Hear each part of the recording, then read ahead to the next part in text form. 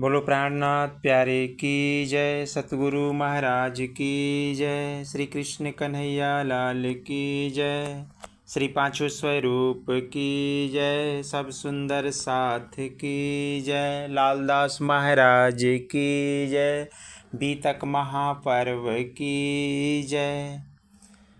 परम श्रद्धेय सुंदर साथ जी, आप सभी के चरणों में सप्रेम प्रणाम। साथ जी धामधनी सिराज जी महाराज की आनंददायी चर्चा करते हुए आज हम 12वें दिवस में प्रवेश कर रहे हैं और आप सभी को हृदय से स्वागत अभिनंदन वंदन करते हुए लालदास महाराज की वंदना करते हुए आज हम आप सभी के बीच आवासी बंदर तथा ठट्टा नगर, जिसको नालिया की बीतक बोला जाता है, इन पर आज चर्चा होनी है प्यारे सुंदर साथ जी। तो बड़े प्रेम भाव से आप इस बीतक को सुनते रहिए, क्योंकि बीतक एक ऐसा ज्ञान है कि इसी के द्वारा आपको समस्त भक्ति का, आज के भी परिवेश में हम किस प्रकार भक्ति करें कि वो चीज़ हमें दिखाई दे दे, वो चीज़ उस मार्ग पर हम चल लें जिससे हमारा कल्याण हो जाए। इसीलिए प्यारे सुंदर साथ जी, आपको जीवन में हर समय यह बीतक की लगातार कथाओं पर एक विशेष ध्यान रखना ही होगा, तभी हमारी भक्ति जागृत होगी। क्योंकि बीतक सिखा रही है। इधर प्राणनाथ जी महाराज घूम घूम करके सभी प्रांतों में, सभी क्षेत्रों में जा कर के प्रयास करके और जागनी अभियान चला रहे हैं कि जागनी किस प्रकार होना चाहिए।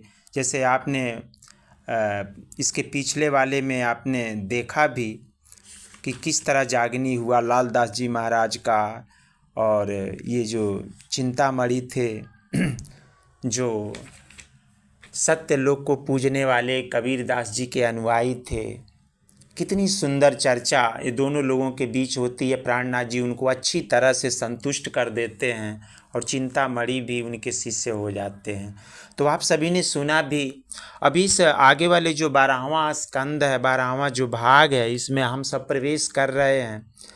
ये श्री प्राणनाथ जी आवासी बंदर में एक भैरव सेठ के यहाँ रहते थे।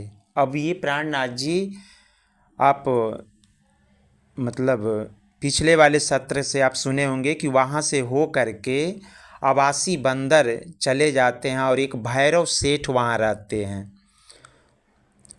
उन्होंने भैरव सेठ के यहाँ जब गए तो भैरव सेठ को जब पता लगा कि सुंदर साथ को वहाँ के राजा ने पैसे के लिए बंद करवाया है, तो वह अपने पास से 17,000 लारी मतलब मुद्रा दे करके सभी सुंदर साथ को छुड़वा दिया था। और इस प्रकार मस्कत बंदर में श्री प्राणनाथ जी भैरव सेठ से मुलाकात किया। अब वे अपने मस्कत जो बंदर है, आज भी वो बंदरगाह बना हुआ है प्यारे सुंदर साथ जी, कोई जाए तो वहाँ देख भी सकता है। वे अपने घर ले कर के गए और डेरा डलवा दिया। एक तरफ रसोई का इंतजाम हो गया और दूसरी तरफ चर्चा प्रारंभ हो गई। भैरव सेठ अपने परिवार सहित ब्रज की और रास की चर्चा सुनता था। भैरव सेठ अपने घर जब गया तो बहुत प्रसन्न हुआ। वहाँ पर चर्चा चालू थी कि रात पूरी हो गई। जब भैरव सेठ सुबह वहाँ पर आए तो देखा कि अभी भी चर्चा चालू है। भैरव सेठ के साथ 2 मुल्तानी आए थे जो गुरु नानक के चेले थे। ये जो पंजाब प्रांत में, वो भी सत्य लोक तक ही मानते हैं, जिनके द्वारा सिख धर्म की स्थापना हुई। गुरु नानक साहब के उन्हीं के शिष्य थे।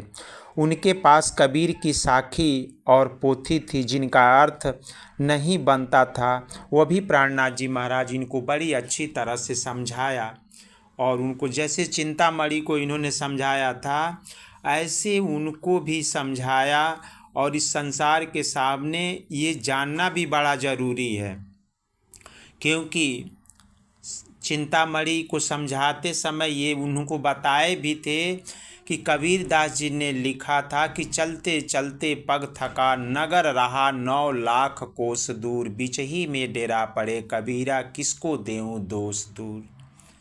यानी कि कबीरदास जी बताए थे कि मैं 120 वर्ष तक जीवित रहा और 120 वर्षों में मेरी लास्ट जो पकड़ रही वह सत्यलोक तक रही, और सत्यलोक से लगभग अभी 9 लाख कोस ऊपर वह परम धाम है जहाँ पर परमात्मा रहता है।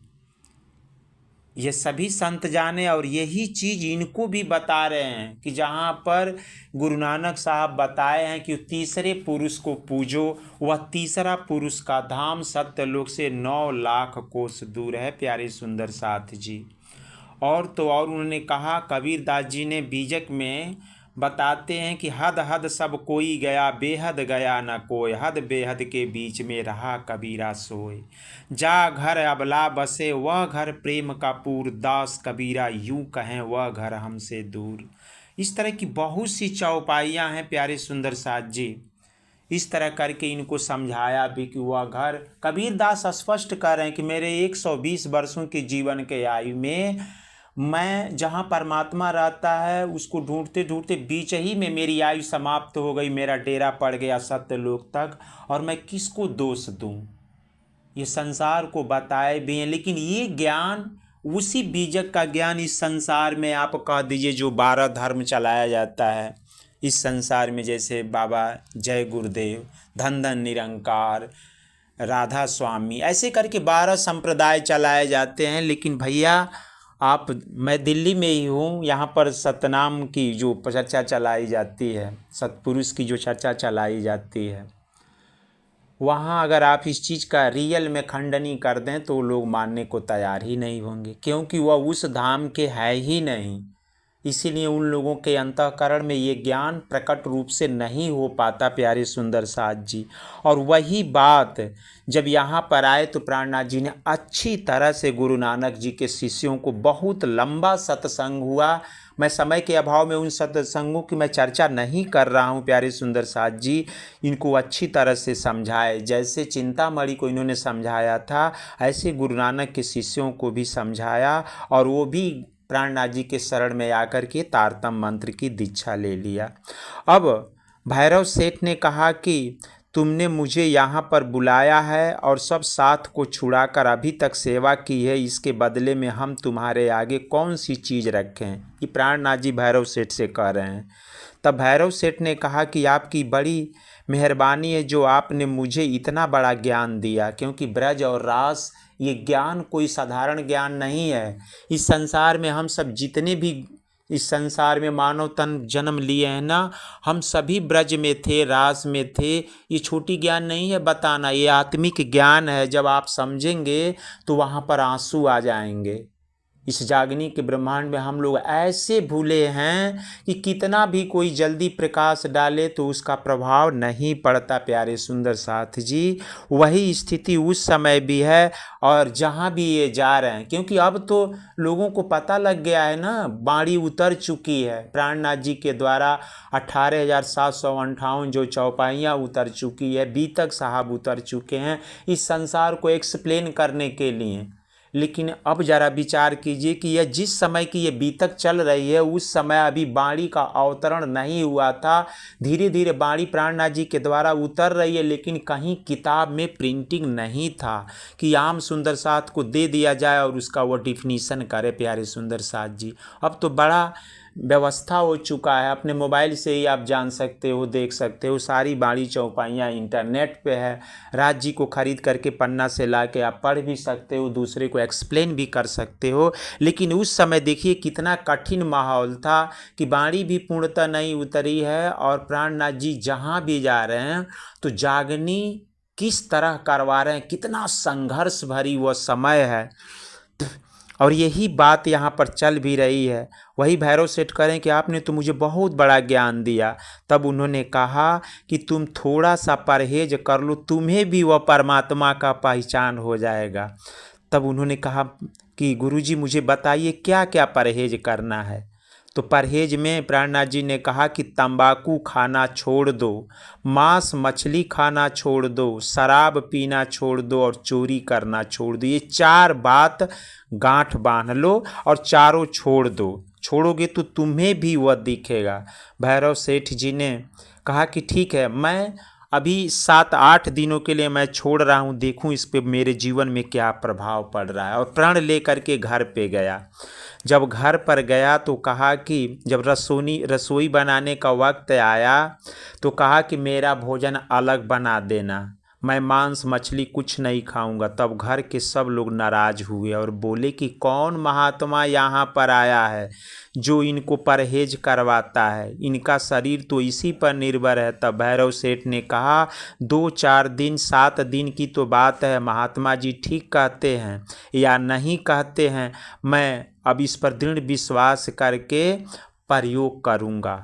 और प्यारे सुंदर साथ जी, मैं आपको बता दूं कि 5वें दिन, चौथे 5वें ही दिन रात्रि में वह ज्ञान को सुनते हुए जो दिन में चर्चा प्राणनाथ जी करते थे उसी को चर्चा इन्होंने सुना था। और उसको अंतःकरण में जब बैठाया तो रात्रि में महारास का दृश्य, कान्हा का दृश्य उनको दिखा।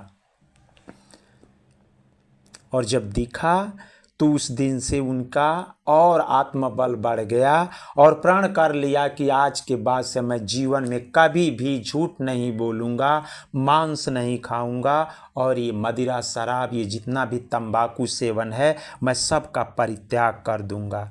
और जा कर के गुरु जी के चरणों में उन्होंने गिरा और तारतम मंत्र की दीक्षा लिया और जिससे उसकी आत्मा की पहचान हो गई। तो प्यारे सुंदर साथ जी, आज भी संसार में आप 4-5 वस्तुओं को त्याग करें, थोड़ा सा भी, 1 सप्ताह के अंदर जिनको दर्शन होता है विचार कीजिए। और आज के भी डेट में लोग तो तारतम मंत्र ले लेते हैं लेकिन इन बिंदुओं पर परहेज ही नहीं करते, इसीलिए लंबा समय व्यतीत हो जाता है और राज जी महाराज की कृपा पूर्णतः नहीं मिल पाती। अब आगे देखिए कि वहाँ पर कई महिलाएं चर्चा सुनने के लिए आती थी। यह सब शहर के लोगों ने सुना तो भैरव सेठ के पास गए और बोले कि हमारी तुमसे लड़ाई होगी। तब उन्होंने कहा कि तुम अपनी स्त्रियों को अपने घर रखो, हमें बुलाने के लिए तो मैं जाता नहीं, वे अपनी गरज से आती हैं, यहाँ तो भगवान की चर्चा और आत्मा की पहचान होती है, तुम स्वयं नहीं सुनते और ये लोग आते हैं तो इनको रोकते हो। यह सुनकर सब शर्मिंदा हुए और घर वापस जाकर अपनी स्त्रियों से लड़ने लगे। तब औरतों ने जवाब दिया कि हमसे कोई बुरा काम तो हुआ नहीं है, हम तो चर्चा सुनने के लिए जाते हैं, एक तो वहाँ पर कोई महात्मा आते नहीं और ये हमारे बड़े भाग्य हैं कि ऐसे महात्मा यहाँ पधारे हैं, तो हम अपनी आत्मा को उनको सौंप चुके हैं और इस शरीर का तुम्हें जो कुछ करना है सो करो। इतनी आत्मबल है 100% प्यारे सुंदर साथ जी वहाँ की औरतों का, क्योंकि जो भी वो चला जाता था सुनने के लिए वाणी की चर्चा वो उनका हो जाता था, क्योंकि उनकी पहचान हो जाती थी और आत्मज्ञान हो जाता था और वही उन औरतों में हो चुका था। कितना भी वहाँ के शहर के लोगों ने, पुरुषों ने प्रयास किया लेकिन औरतें नहीं रुकी। फिर उस शहर में एक तेजबाई, महिलाओं की सिरदार थी, वे लोग तेजबाई के पास गए और कहा कि तुम चर्चा सुनने के लिए ना जाओ, तुम्हारे पीछे सब औरतें जाती हैं। तब तेजबाई ने कहा कि मेरी उम्र तो देखो, हम तो वृद्ध हो गए हैं, धर्म ही हमारा एकमात्र सहारा है, हम तो चर्चा सुनने के लिए जाएंगे, तुम्हें जो कुछ करना है सो कर लो। इस प्रकार आवासी बंदर में एक तो भैरव ठक्कर, देवचंद्र जी भाई इत्यादि बहुत सुंदर साथ प्राणनाथ जी के आकर के शिष्य बन गए। इसके बाद प्राणनाथ जी भैरव ठक्कर के से जाने के लिए विदा मांगी, तब सुंदर साथ ने उनको रोका, लेकिन अंत में प्राणनाथ जी को वस्त्र भूषण अलग सेवा करते हुए सभी उनको विदा कर दिए। विदा करने के बाद से वो नालिया, एक आवासी बंदर है जिसको ठट्टा नगर में किस प्रकार पहुँचते हैं प्यारे सुंदर साथ जी, उसके बाद से प्राणनाथ जी आवासी बंदर के कोग बंदर आए, वहाँ से फिर नाव पर चढ़कर लाठी बंदर आए, वहाँ 3-4 दिन रहकर फिर ठट्टा नगर आ गए। ठट्टा नगर प्यारे सुंदर साथ जी सिंधु नदी की सभ्यता है, इस समय वो पाकिस्तान में है और वहाँ से सारे जगह हुआ जागनी का आज भी केंद्र है, पिछले भी ज़माने में केंद्र रहा। और उसी स्थान पर ये, क्योंकि बंटवारा नहीं हुआ था, वो भारतवर्ष में ही था। अब प्राणनाथ जी ठट्टा नगर फिर चले जाते हैं। सब सुंदर साथ दौड़कर प्राणनाथ जी की अगवानी करने के लिए आते हैं। वहाँ सुंदर साथ भी से मिलाप हुआ। सर्वप्रथम ठाकुरी बाई जिंदा दास के यहाँ उन्होंने डेरा डाला। ठाकुरी बाई ने रसोई तैयार करवाई और प्राणनाथ जी तथा बायू जी महारानी और सुंदर साथ ने ठाकुरी बाई के यहाँ भोजन किया। चर्चा प्रारंभ हो गई। ठट्टा नगर के सब लोग चर्चा सुनने के लिए आने लगे। इसी समय मटहरी से भी सुंदर साथ आए और उन्होंने आपके चरणों में विश्राम पाया। इस प्रकार कई सुंदर साथ आए और सभी सत्संग में शामिल हो गए। श्री प्राणनाथ जी ने बिहारी जी को एक चिट्ठी लिखी। उसमें जो मस्कत बंदर और आवासी बंदर में जो सुंदर साथ इनके शिष्य हुए थे उनका हाल लिखा। ठट्टा नगर के साथियों का भी खबर लिखी और बिहारी जी को खुशखबरी का हाल भी पूछा और ये भी लिखा कि हम कच्छ जा रहे हैं, आप कच्छ आकर हमसे मिलिए। और फिर प्राणनाथ जी यहाँ से 1 माह रहे और फिर लक्ष्मणपुर जाकर के कई सुंदर साथ की जागनी करते हुए ये नालिया शहर चले आए। यहाँ पर धाराबाई, अब देखिए नालिया शहर में हो क्या रहा है। यहाँ पर धाराभाई ने यह सुनकर दौड़ कर आए कि प्राणनाथ जी से मिलना है और आकर के मिले भी। वे अपनी कथा सुनाने लगे। मैं खम्बलिया में रहता था, उसी समय यहाँ पर मस्कत बंदर से सूरजी भाई आए हुए थे। मैं सब सुंदर साथ को चर्चा सुनाया करता था। मुझे वहाँ पर राज जी महाराज के दर्शन होते थे। मैं यह सब बातें सुंदर साथ को बतलाता था। वे लोग हमें पूजने लगे और उन्होंने मुझे गादी पर बिठाया। जब यह बात बिहारी जी को मालूम हुई तो उन्होंने नाग जी भाई को बुलवाकर पत्र लिख कर दिया कि यह पत्र सूरजी भाई को देकर आओ। सूरजी भाई ने पत्र पढ़ा और पढ़ते हुए बिहारी जी की सेवा में हाजिर हो गए। तब बिहारी जी ने कहा, तुम्हें तो माया के सिवा और कुछ नहीं दिख रहा है। तुम्हारे घर में कलयुग आ गया है। तुम धारा भाई को साथ से अलग कर दो। अगर तुमने अलग न किया तो हमारा तुम्हारा संबंध समाप्त हो जाएगा। इसलिए धारा भाई को कुटुंब सहित निकाल दो। सूरजी भाई ने बिहारी जी की सब बातें मान ली। उन्होंने नालिया शहर वापिस आकर मुझे कुटुंब सहित, मतलब पूरे परिवार सहित साथ से अलग कर दिया। मेरे साथ बेनी बाई थीं। उन्होंने प्रार्थना की कि हम लोगों ने क्या गुनाह किया है जो हम लोगों के साथ से अलग कर दिया है। तब सूरजी भाई ने कहा कि हम कुछ नहीं जानते, यह सब बिहारी जी का हुक्म है। वहाँ जाकर बिहारी जी से कहो। तब मैं नौतनपुरी गया और बिहारी जी से बहुत अर्जी की, लेकिन बिहारी जी ने कुछ नहीं सुना। मैं रो रो कर नालिया वापिस आ गया। इस प्रकार मैंने 1 साल तक कोशिश की, लेकिन कोई रास्ता नहीं मिला। सिर्फ आपके चरण मेरा एक ही रास्ता है, वह आप संभालिए। तब प्राणनाथ जी ने कहा कि तुम किसी भी बात की चिंता मत करो। यहाँ पर बिहारी जी आएंगे तब हम उनसे अर्ज करेंगे। जब बिहारी जी आए तो धारा भाई से जल्दी से ही प्राणनाथ जी को उनके आगमन की खुशखबरी दी। प्राणनाथ जी ने उनको आशीर्वाद दिया। तब धाराबाई ने कहा कि बस मुझे वही आशीर्वाद चाहिए कि बिहारी जी के चरणों में आश्रय पा सकूं। यहाँ पर सूरत से 8 साथी प्राणनाथ जी के दर्शन के लिए आए थे और बिहारी जी के साथ संग में अखई बाई, हरिवंश, लाला थे और प्राणनाथ जी के साथ में तेजबाई, रूपा और राधा थीं और ठट्टा नगर से नाथा जोशी और खेबा भाई थे। इस प्रकार यहाँ पर बहुत से सुंदर साथ इकट्ठा हुए थे। बिहारी जी की सब लोग सेवा खुशामंद करने लगे। प्राणनाथ जी ने अपना पूरा वृत्तांत कह सुनाया। तब साथ और बिहारी जी बहुत ही प्रसन्न हुए। रूपा और राधा भाई को एकांत में बैठाकर प्राणनाथ जी समझाने लगे कि बिहारी जी को धाम धनी समझकर बहुत ध्यान लगाकर सेवा करना।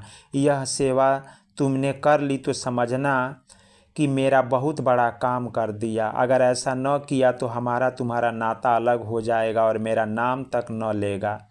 प्राणनाथ जी बिहारी जी को और उनके सुंदर साथ को वस्त्र भूषण पहनाए और बाई जी राज जी के आभूषण थे वे भी अर्पित कर दिए। यह सब सेवा खुशामद करने के बाद प्राणनाथ जी ने बिहारी जी से धाराबाई के लिए अर्जी की और कहा कि मैं इनका ऋणी हूँ, इन्होंने आपके आने की खबर मुझको सबसे पहले दी थी, इसलिए आप इनको अपने शरण में ले लीजिए। तब बिहारी जी ने कहा इनके लिए मुझसे अर्जी मत करो, इनको हम साथ में नहीं लेंगे। तब 2-4 दिन के बाद प्राणनाथ जी ने कहा, लेकिन वे नहीं माने और कहने लगे कि तुम लाख बार कहो लेकिन मेरा जवाब एक ही है। तब प्राणनाथ जी ने बिहारी जी से कहा कि अभी बहुत साथ ढूंढने के लिए बाकी हैं, अकेले हम कहाँ तक ढूंढ सकेंगे, चलो हम दोनों चलें। तब बिहारी जी ने कहा कि यह मेरा धर्म की बात नहीं है, हम माया और घर बार छोड़कर दूसरा काम करें। अगर तुम्हारा मन हलार देश में नहीं लगता तो कच्छ में जाकर नौकरी करने लगो। तब प्राणनाथ जी ने कहा कि मुझे श्री देवचंद्र जी ने जो तारतम ज्ञान दिया है इससे हम सब सुंदर साथ को जगाना है। अब हम माया नहीं ग्रहण करेंगे, जब हम सकुमार और शाकुंडल को जगा लेंगे तब चैन से रहेंगे। इस प्रकार से दोनों की खटपट होती रही। रूपाबाई का बिहारी जी की सेवा में मन नहीं लगता था, इसलिए वे ठीक से सेवा नहीं करती थी। इस पर बिहारी जी को शंका हुई। तब बात प्राणनाथ जी को मालूम हो गई और दोनों के मन में मतभेद शुरू हो गए। वे अपने मन में छिपाए रहे, उन्होंने किसी से जाहिर नहीं किया। यहाँ से बिहारी जी खम्बलिया चले गए और प्राणनाथ जी मड़ई बंदर पधारे। सब सुंदर साथ नाव पर चढ़ गए। जब श्री प्राणनाथ जी नाव पर चढ़ने गए तब उनको छींक आई और कहने लगे कि तुम लोग चलो, हम आ रहे हैं। वे नाव पर नहीं चढ़े। सब सुंदर साथ खम्बलिया पहुंच गए। वहां पर पहुंचे तो वहां का राजा प्राणनाथ जी से दुश्मनी रखता था। उसने उन लोगों को गिरफ्तार कर लिया और उनसे प्राणनाथ जी को ढूंढने लगा और पूछा कि वो कहाँ हैं।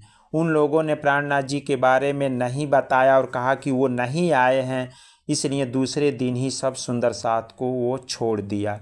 तो प्यारे सुंदर साथ जी, इस जागनी अभियान में बड़ा परिश्रम, बड़ा मेहनत करना पड़ता है और उस समय मुसलमान का सारे जगह वर्चस्व और राज था, इस्लाम धर्म का राज था और उस स्थिति में केवल उर्दू फारसी चलता ही था।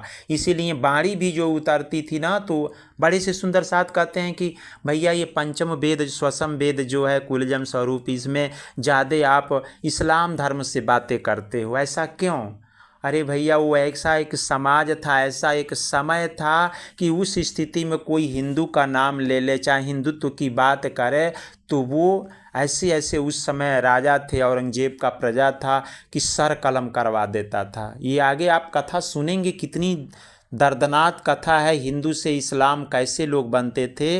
वह कथा जब आएगी समय तो प्यारे सुंदर साथ जी आप सभी सुनेंगे कि जागनी में कितना मेहनत करना पड़ा और उस समय उर्दू फारसी को अपनाते हुए हिंदुत्व की रक्षा किस तरह प्राणनाथ जी कर रहे हैं, कैसे जागनी कर रहे हैं।